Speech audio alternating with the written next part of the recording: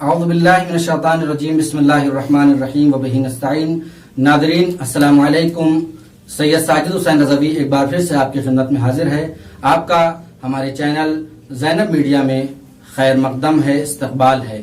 ناظرین مسلسل اس سے پہلے گفتگو ہو چکی ہے تقریباً 3 ایپیسوڈ میں، جیسا کہ ہمارا موضوع ہے بہار قرآن میں تفسیر قرآن. اس سے متعلق اس سے پہلے گفتگو ہو چکی ہے.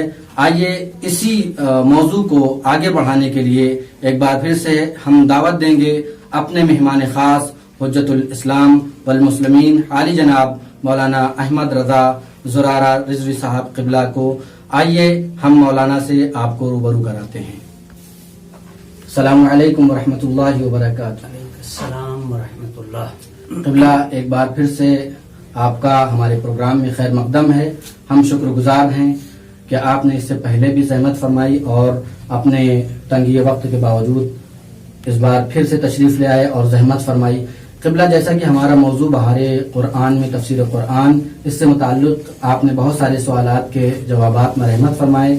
ناظرین نے بھی اس سے استفادہ کیا اور بند حقیر نے بھی اس سے استفادہ کیا. میرے ذہن میں ایک سوال ہے جو آپ کی بات چل رہی تھی آداب رسالت کے سلسلے میں، آداب بزم رسالت کے سلسلے میں. آداب بزم رسالت کے سلسلے میں جو گفتگو ہو رہی تھی، اسی گفتگو کو اگر مزید آپ کنٹینیو کریں تو بڑی مہربانی ہوگی، آپ کے ہم شکر گزار ہوں گے. اعوذ باللہ من الشیطان الرجیم بسم اللہ الرحمن الرحیم.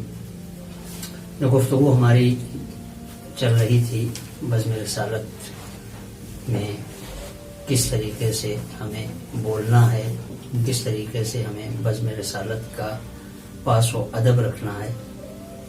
اس سورے میں 2 آیتیں جو بیان ہوئی ہیں اس میں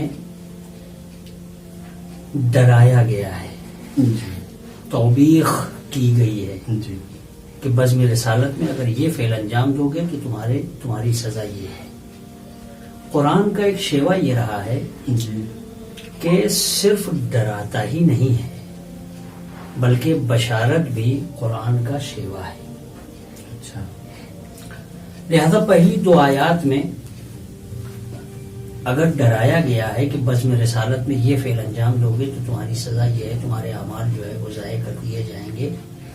تو آج جو آیت ہے اس آیت میں بزم رسالت میں موجود افراد جو ادب کے ساتھ بزم رسالت میں بیٹھتے ہیں یا اپنی آواز کو رسالت کی آواز پر بلند نہیں کرتے ہیں، ان کے لیے آج بشارت بھی دی جا رہی ہے. جیسا کہ اس آیت میں ارشاد ہو رہا ہے اعوذ باللہ من الشیطان الرجیم بسم اللہ الرحمن الرحیم ان الذین یغضون اصواتهم عند رسول اللہ اولئک الذین امتحن اللہ قلوبهم للتقوی لهم مغفرۃ واجر عظیم. کہ بزم رسالت میں جو لوگ اپنی آواز کو نیچے رکھتے ہیں، جو بلند آواز سے بزم رسالت میں گفتگو نہیں کرتے بلکہ تعظیم رسالت کو مد نظر رکھتے ہوئے دھیمی آواز میں بزم رسالت میں گفتگو کرتے ہیں، تو ان کے لیے ارشاد ہو رہا ہے لہم مغفرۃ واجر عظیم، کیا کہیں کہ ان کے لیے مغفرت بھی ہے، اجر عظیم. سبحان اللہ. میں یہاں 2 ایک باتیں آپ کی خدمت میں عرض کرنا چاہتا ہوں. قرآن میں جہاں بھی اجر کا اور مغفرت کا ذکر آیا ہے وہاں پہلے مغفرت کو رکھا گیا ہے تب اجر کو لیا ہے. یعنی پہلے مغفرت کا ذکر، پہلے مغفرت کا ذکر. کیوں ایسا کیا گیا ہے؟ اس لیے کہ اجر عظیم اسی وقت آپ کو ملے گا جب آپ کی مغفرت ہو چکی ہے، جب انسان مغفور ہوگا، جب انسان مغفور ہوگا، جب انسان پاک ہو جائے گا، تب جا کر اجر عظیم کا حقدار ہوگا. بہت بہترین موقع ہے اس ماہ میں. بالکل یقیناً یہ مہینہ مغفرت کا مہینہ ہے، جیسا کہ رسول خدا نے بھی خطبہ شعبانیہ میں ارشاد فرمایا کہ آپ لوگوں کے درمیان برکتوں، رحمتوں اور مغفرت کا مہینہ ہے. اس مہینے میں ہم اپنے آپ کو اس یعنی رمضان میں بالخصوص کہ جس میں ہر فعل انسان کا جو اللہ کی خوشنودی کے لیے اس میں ثواب رکھا گیا، حتیٰ کہ سو جانا بھی عبادت ہے. لہٰذا اس مہینے میں ہم مغفرت سے اگر اپنے آپ کو سرشار کر لیں اور اپنی مغفرت کروا لیں، یہ بہت بڑی کامیابی ہے. بہرحال تو جو لوگ بزم رسالت میں آتے ہیں اور آنے کے بعد آداب بزم رسالت کا خیال رکھتے ہیں، ان کے لیے، اور یہ بھی بیچ میں نے ایک آیت کا ٹکڑا بیچ میں چھوڑتے ہوئے میں نے کہا لہم مغفرۃ و اجر عظیم، کہ ان کے لیے مغفرت بھی ہے، اجر عظیم بھی ہے. اور ایسے ہی وہ لوگ ہیں کہ جن کے قلوب کو، جن کے دلوں کو خدا نے پرہیزگاری کے لیے جانچ لیا ہے، چن لیا ہے، کیا کہیں، یا ان کے دلوں کا امتحان لیا جا چکا ہے. سبحان اللہ. عجیب گفتگو ہے اس آیت میں. اگر آپ دیکھیے تو جہاں بہت سی اس سے پہلے والی آیت میں عذاب کا ذکر تھا، وہیں آج بشارت کا ذکر ہو رہا ہے کہ دیکھو ایسا نہیں کہ صرف بزم رسالت میں اگر آپ نے ایسا کیا تو آپ کو صرف نہیں، بلکہ اگر آپ نے آداب بزم رسالت کا خیال کیا تو آپ کو اجر عظیم بھی ملنا کیا ہے. کہنے. ایک صاحب تھے، وہ مجلس پڑھ رہے تھے، رسول نیچے بیٹھے ہوئے، مجلس کا خطاب فرما رہے تھے، آج کی زبان میں اسے مجلسی آپ کہہ لیں، تقریر کر رہے تھے. جی. تو آواز بہرحال خطیب کی بلند ہوتی ہی ہے، لہذا وہ بہت گھبرائے. جب یہ آیت سنی انہوں نے بہت گھبرائے کہ میں نے فلاں دن ایک تقریر کی تھی، اس میں رسول بیٹھے ہوئے تھے اور میری آواز بلند تھی.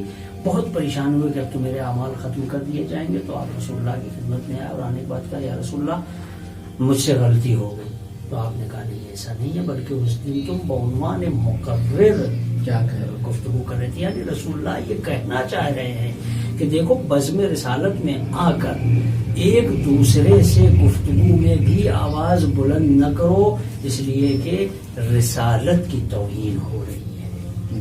لہذا آپ کوشش یہ کیجئے کہ رسالت کی اصل موضوع توہین رسالت ہے. خداوند تعالیٰ اس حد تک رسالت کو مقدس سمجھتا ہے، اس عہدے کو، کہ اس کی بزم میں آپ جائیں تو میں کی تو بات دور کی ہے، آپ اپنی آواز کو بھی بلند نہ کیجیے.